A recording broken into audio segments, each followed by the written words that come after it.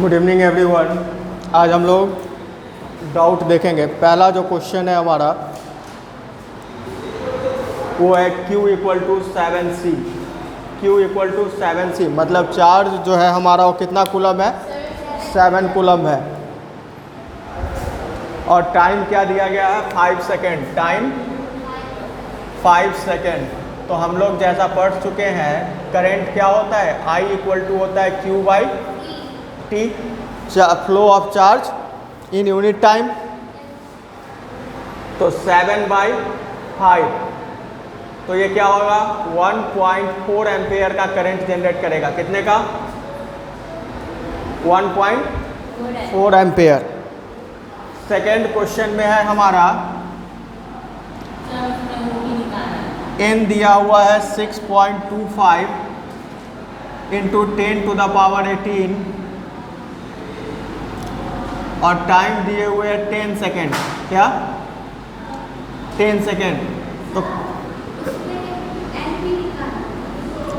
तो I equal to हो गया NE बाई T। तो N हो गया आपका 6.25 इंटू 10 टू द पावर 18 और इंटू E की वैल्यू हम लोग जानते हैं कि होता है 1.6 into 10 to the power -19 minus और बाई T। तो T कितना था? 10 सेकेंड। तो इसको हम सॉल्व करेंगे तो ये हो जाएगा 10.000। इसको और इसको मल्टीप्लाई करेंगे तो और इंटू 10 का पावर -1 बाई 10। अब ये 10 से ये 10 कैंसिल हो गया तो 1/10 आपका करंट हो गया। तो ये 0.1 एम्पेयर का करंट जनरेट करेगा। 0.1 एम्पेयर का करंट जनरेट करेगा। तो अब हमको Q इसका निकालना है कि चार्ज कितना फ्लो हुआ। तो Q इक्वल टू होगा बच्चा NE तो 6.25 इंटू 10 टू द पावर 18 और into 1.6 into 10 to the power -19 और ये सब मिला के आपको जो सॉल्यूशन आएगा वो आएगा 1 कूलम। 1 कूलम का चार्ज यहाँ जनरेट होगा। हाँ सॉरी, फर्स्ट क्वेश्चन में हमको नंबर ऑफ इलेक्ट्रॉन निकालना था।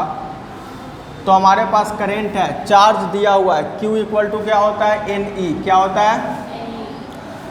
तो Q का वैल्यू पता था N into 1.6 into 10 to the power -19 coulomb हो जाएगा।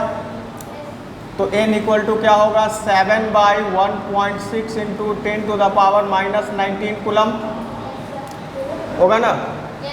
तो इसको हम लिख सकते हैं 7/1.6 इंटू 10 टू द पावर +19। तो 4 पॉइंट, तो यहाँ क्या बचेगा? 6 हो जाएगा। तो 3 7 into 10 to the power 19 electron. Clear? समझ में आया बच्चा? थर्ड क्वेश्चन जो हमारा कह रहा है कि N की वैल्यू जो है वो क्या है? 7.5 है इंटू 10 टू द पावर 16 है, इंटू 10 टू द पावर 16 है और करंट जो दिया गया है वो कितना है? 9 एम्पेयर है। ठीक है। तो I इक्वल टू हम क्या पढ़े हैं? NE बाई T और यहाँ पे टाइम जो हमको दिया गया है, अब यहाँ टाइम तो दिया नहीं गया है थर्ड में, सिर्फ करंट दिया गया है। और क्या दिया गया है? नंबर ऑफ इलेक्ट्रॉन दिया गया है। तो करंट क्या हम लेंगे? 9। N की वैल्यू क्या हो जाएगी? 7.5 इंटू 10 टू द पावर 16 और E क्या होगा हमारा? 1.6 into 10 to the power -19 by T। तो 9 इक्वल टू 16 5 जार 80 और 16 7 102 और 8 110 डेसिमल और यहाँ 10 का पावर 3/T। तो T को इधर लाएंगे तो क्या हो जाएगा? 11/9 इंटू 10 टू द पावर 3 और ये हो जाएगा 1.2 into 10 to the power 3 second. 1.2 into 10 to the power 3 second. ठीक है, अब यहाँ से हमको और क्या निकालना है, तो Q निकालना है।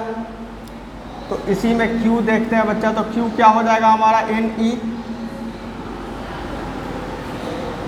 N हमको पता है 7.5 into 10 to the power 16 into 1.6 into 10 to the power -19। तो ये हो गया 11 into 10 to the power -3। So यहाँ क्या था, -3 था। क्या था बच्चा, -3 था। ठीक है, 10 टू द पावर -3। तो इसको हम लिख सकते हैं 1.1 into 10 to the power -4 electron, sorry 4 coulomb. 1.1 into 10 to the power -4 coulomb. Clear. Fourth question जो है हमारा, पहले इसको आप लोग नोट कर लीजिए।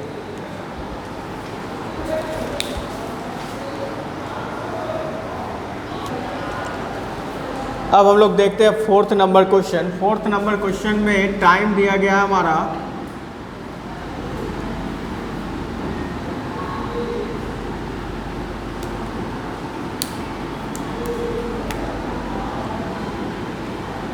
t = 7 second. क्या,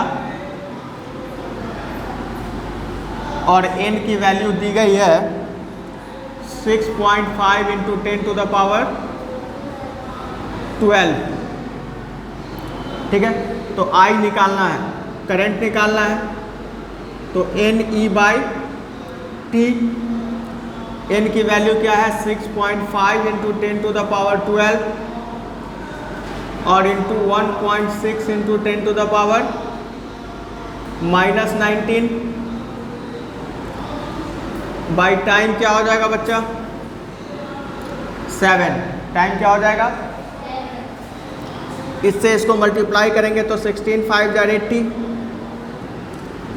8 16 6 जार 96 और 8 तो 104।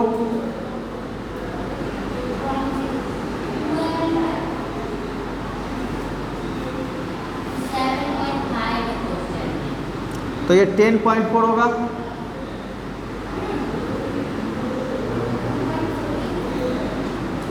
और इंटू 10 का पावर -7 और बाई 7। ठीक है, अब इसको अगर हम एक बार और निकालें तो 7 1s are 7, 3 7 4s are 28, 6 7 8s are 56, 4 7 5s are 35 into 10 to the power -7 ampere. यही ना करंट फ्लो होगा, करंट यही फ्लो होगा। अब इसमें और क्या निकालना है, Q। तो Q तो बच्चा सीधा यहाँ से देखिए, ये जो पार्ट है ये Q ही है ना, N इंटू E। तो Q क्या हो जाएगा 10.4 into 10 to the power -7 coulomb. ठीक है, और सबसे लास्ट क्वेश्चन जो है 5, I का वैल्यू क्या दिया गया है 99 एम्पेयर। Q इक्वल टू क्या दिया गया है 70 कूलम। तो टाइम निकालना है, तो टाइम इक्वल टू क्या होगा, Q/I होगा। yes sir। तो 99 70/99 हो जाएगा। ठीक है, अब इसको सॉल्व कर लेंगे।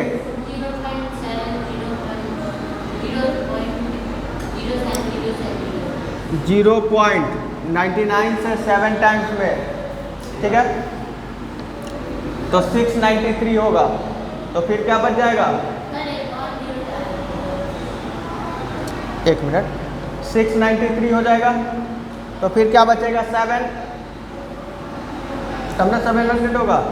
तो फिर एक 0 डालें तो क्या हो गया, फिर 700 हो गया। तो 7.707 सेकेंड तकरीबन जो होगा वो किसके बराबर हो गया, 1 सेकेंड के लगभग। ठीक है, और n निकाल लेंगे कैसे निकलेगा?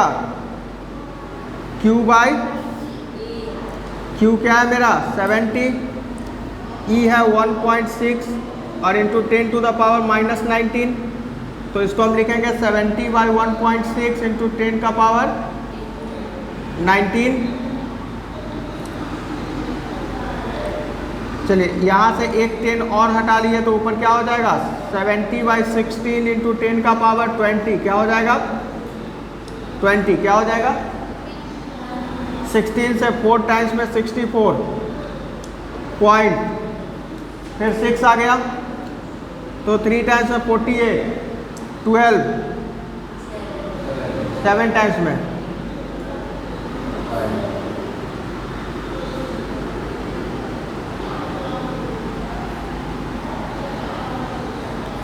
समझ में आया?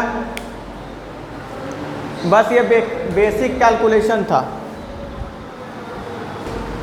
अब देखिए केमिकल इफेक्ट को जब हम पढ़ रहे हैं तो यहाँ कुछ कॉमन टर्म्स ऐसे हैं उनको जानना बहुत ज़रूरी है, जैसे कि इलेक्ट्रोलाइट। क्या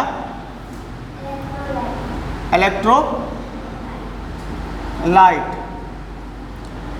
इलेक्ट्रोलाइट क्या होता है कि जब भी कोई सब्सटेंस मेल्ट करने पे आयन का फॉर्मेशन करे, क्या करे? आयन का फॉर्मेशन करे, ठीक है। A substance which gives ion, a substance which gives ions when melted or dissolved in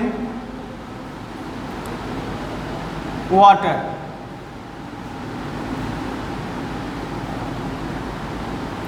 is called an electrolyte, an electrolyte. अब जैसे समझ लीजिए कि सोडियम क्लोराइड है, एग्जाम्पल में अगर देखना है तो क्या है सोडियम क्लोराइड, NaCl कहते हैं इसको, क्या कहते हैं सोडियम क्लोराइड। सोडियम का सिंबल जो होता है क्या होता है Na और क्लोरीन का Ca, ठीक है। और इसको क्या कहा जाता है? कॉमन सॉल्ट भी कहा जाता है। क्या कहा जाता है? तो वो नीचे लिखवा देंगे।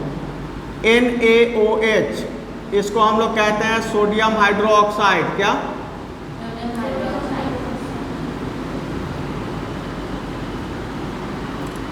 ठीक है। या H2SO4, क्या H2SO4, इसको कहते हैं सल्फ्यूरिक एसिड। क्या कहते हैं? ये सब क्या है? इलेक्ट्रोलाइट है। क्या है? इलेक्ट्रोलाइट है। अब देखिए कि जैसे हम कहें कि NaCl है हमारा, ठीक है, इसको हम लोग और क्या कहते हैं? कॉमन सॉल्ट कहते हैं। क्या कहते हैं? तो कॉमन सॉल्ट जब इसको हम पानी में डिजॉल्व कराएंगे तो ये ब्रेक करेगा Na प्लस और प्लस Cl माइनस आयन में, Na plus plus Cl minus ion, ठीक है। वैसे ही अगर हम सोडियम हाइड्रोक्साइड, जिसको हम लोग कॉस्टिक सोडा कहते हैं, क्या कहते हैं? इसको भी अगर हम रिएक्ट कराएंगे तो ये क्या बनेगा? Na plus plus OH minus, ठीक है। और H2SO4 हमारा सल्फ्यूरिक एसिड है। क्या है? अगर इसको वाटर में डिजॉल्व करेंगे तो ये फॉर्म करेगा H plus SO4 2 minus, H plus SO4 2 minus. अब जितने भी एलिमेंट्स जो आप देख रहे हैं जिनके ऊपर प्लस चार्ज है, क्या है? ये सब को कैटायन कहा जाता है। क्या कहा जाता है? और ये जितने भी निगेटिव चार्ज वाले देख रहे हैं इन सब को क्या कहा जाता है? अनायन। निगेटिव चार्ज वाले को अनायन कहा जाता है और पॉजिटिव चार्ज वाले को कैटायन कहा जाता है। तो इलेक्ट्रोलाइट क्या होगा कि वैसा कोई भी सब्सटेंस, वैसा कोई भी सब्सटेंस जिसको अगर हम पानी में डिजॉल्व करें या वो मेल्ट हो मतलब पिघला हुआ हो, तो उससे इलेक्ट्रिसिटी पास कर जाएगा। इलेक्ट्रिसिटी क्या करेगा? पास करेगा। लेकिन इलेक्ट्रिसिटी को पास करने के लिए किस चीज़ की ज़रूरत होती है? आयन्स की। ठीक है, तो जो आयन का फॉर्मेशन करेगा वो क्या कहलाएगा? इलेक्ट्रोलाइट कहेगा। क्या कहलाएगा? ठीक है, तो इसमें जैसे ही आयन फॉर्म्स होंगे तो क्या होंगे? ये इलेक्ट्रिसिटी को कंडक्ट करेंगे। ठीक है, एक चीज़ याद रखिए, जब प्योर वाटर में इलेक्ट्रिसिटी कंडक्ट कराया जाए तो वो नहीं करेगा। ठीक है, चूँकि उसमें आयन्स नहीं होते हैं। कंप्लीट प्योर वाटर में आयन नहीं होंगे, जिसके कारण वो करंट को कंडक्ट नहीं करेगा। लेकिन जो इम्प्योर वाटर होगा उसमें आयन्स होंगे तो कंडक्ट किसको करेगा? करंट को कंडक्ट करता है। ठीक है, यहाँ तक कोई दिक्कत? चलिए नोट कीजिए। अब इलेक्ट्रोलाइट को अगर कहा जाए कि एक तरीका से और डिफाइन कीजिए तो कहेंगे electrolytes are those substances, electrolytes are those substances which conduct electricity, which conduct when dissolved in water or in molten state, when dissolved in water or in molten state। अगर लिखना है तो लिख लीजिए,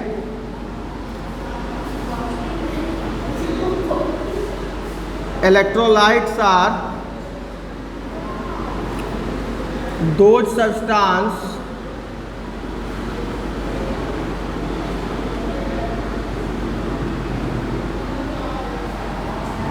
which conduct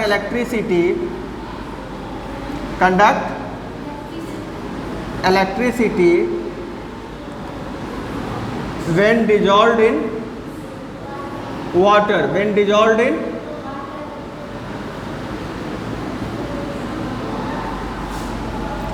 water और इन molten state. Molten state का मतलब होता है पिघला हुआ। क्या होता है? समझ गए? तो मतलब ऐसा कोई भी सब्सटेंस जो या तो वाटर में जाने के बाद आयन का फॉर्मेशन करे या फिर इलेक्ट्रिसिटी को कंडक्ट करे, चाहे वो वाटर में सॉल्यूशन बनने के बाद या फिर अपने मोल्टेन स्टेट में, वो क्या कहलाएगा? इलेक्ट्रोलाइट कहलाएगा। क्या कहलाएगा? यहाँ तक किसी को कोई दिक्कत?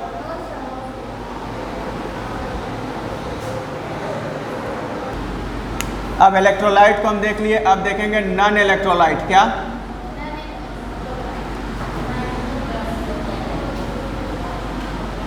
Non electrolyte. अब एक चीज समझिए कि अब यहाँ नन लग गया मतलब ये कंडक्ट नहीं करेगा, यही ना? अ सब्सटेंस, इसको क्या कहेंगे? A substance which does not gives iron, does not gives iron, ions when dissolved in water, when dissolved in water or in molten state, और इन मोल्टेन स्टेट मतलब चाहे वो लिक्विड फॉर्म में हो चाहे उसको पानी में मिला दिया जाए फिर भी वो आयन का फॉर्मेशन नहीं करेगा। या दूसरे तरीके से हम कह सकते हैं non electrolytes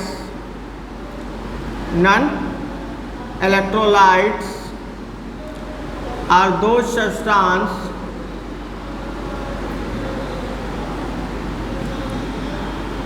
which does not conduct electricity, does not conduct electricity when dissolved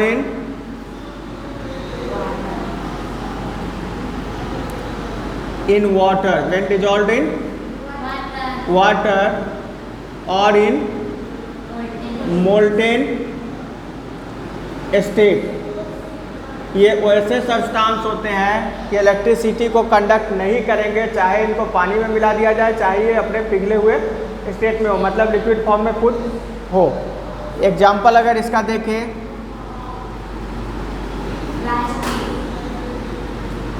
ethyl alcohol, ethyl alcohol, urea, benzene,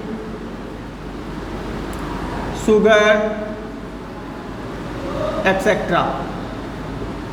तो नॉन इलेक्ट्रोलाइट क्या है? वैसे सब्सटेंस है जो पानी में मिलने के बाद भी आयन का फॉर्मेशन नहीं करते हैं, आयन का फॉर्मेशन नहीं करते हैं, उनको क्या कहा जाता है? Ion, ion, ION, ion. ठीक है, फॉर्मेशन नहीं करते, उनको क्या कहा जाता है? नॉन इलेक्ट्रोलाइट कहा जाता है। क्या कहा जाता है?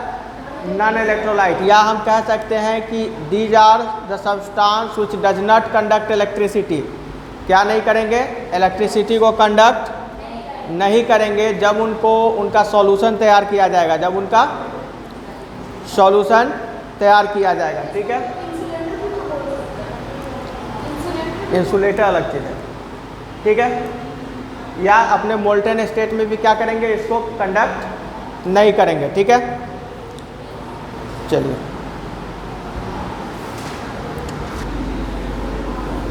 Electrolytic solution. A solution of any electrolyte, a solution of any electrolyte is called electrolytic solution। उसको क्या कहेंगे? इलेक्ट्रोलिटिक सॉल्यूशन कहेंगे। अगर एग्जाम्पल देखें तो एग्जाम्पल में हम कह सकते हैं a solution of salt and water, solution of salt and water. Salt और वाटर का जो सॉल्यूशन होता है वो क्या होता है? इलेक्ट्रोलाइट होता है। क्या होता है? इलेक्ट्रोलिटिक सॉल्यूशन होता है। क्या होता है? यहाँ तक किसी को कोई दिक्कत? Cation and अनायन।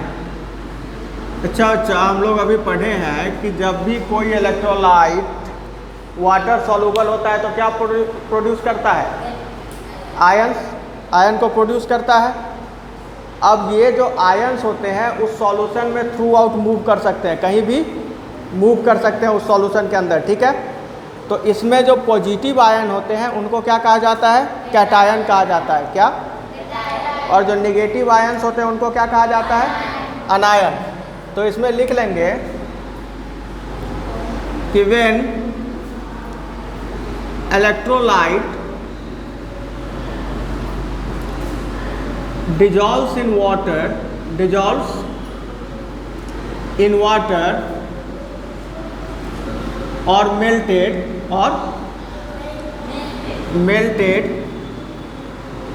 Produce ion. किसको आप प्रोडक्शन करते हैं? आयंस का। ठीक है, and these ions move freely throughout the solution, throughout the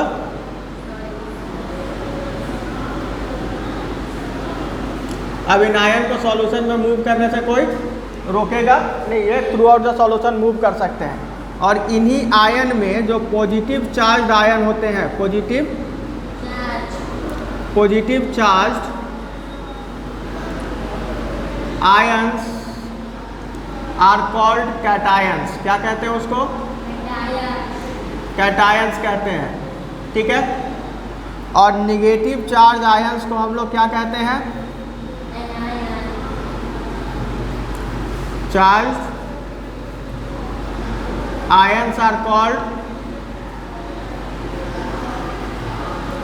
anions. अब दोनों का बच्चे एग्जाम्पल देखें तो इसमें एग्जाम्पल में हम लिख सकते हैं Na प्लस क्या Mg2 plus Al3 plus etcetera. ठीक है,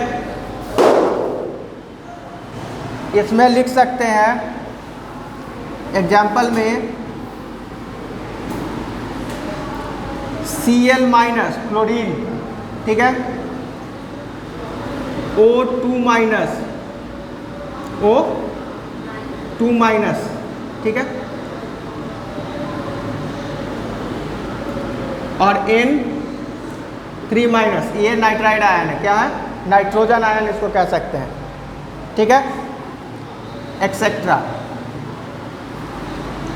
तो ये हमारा था कैटायन और एनायन का कॉन्सेप्ट। कैटायन और एनायन का ऑब्जेक्ट ये कॉन्सेप्ट कि जब भी कोई इलेक्ट्रोलाइट या तो मोल्टेन स्टेट में होगा या फिर जब वाटर में सॉल्युबल होगा तो किसको प्रोड्यूस करेगा, आयंस को। और ये जो आयन प्रोड्यूस होंगे वो सॉल्यूशन में थ्रू आउट मूव करेंगे।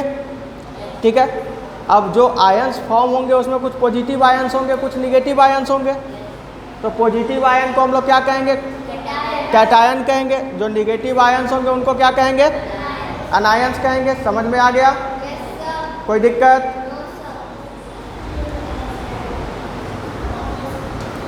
तो करो।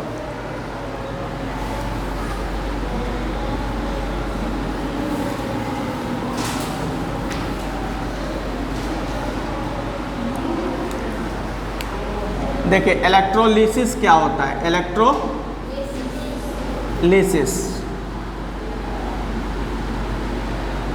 The process of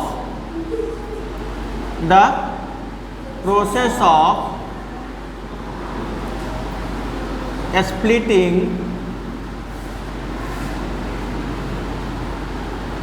an electrolyte by passing the electricity,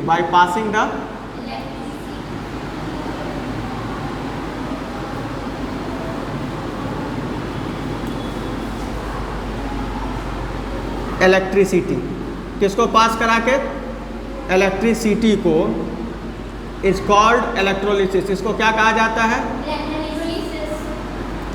electrolysis कहा जाता है। ठीक है, अब एक चीज याद रखिएगा कि ड्यूरिंग इलेक्ट्रोलिसिस, जब इलेक्ट्रोलिसिस हो रहा होगा, ठीक है,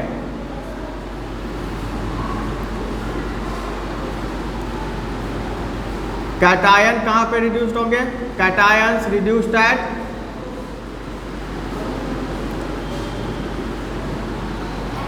कैथोड एंड anion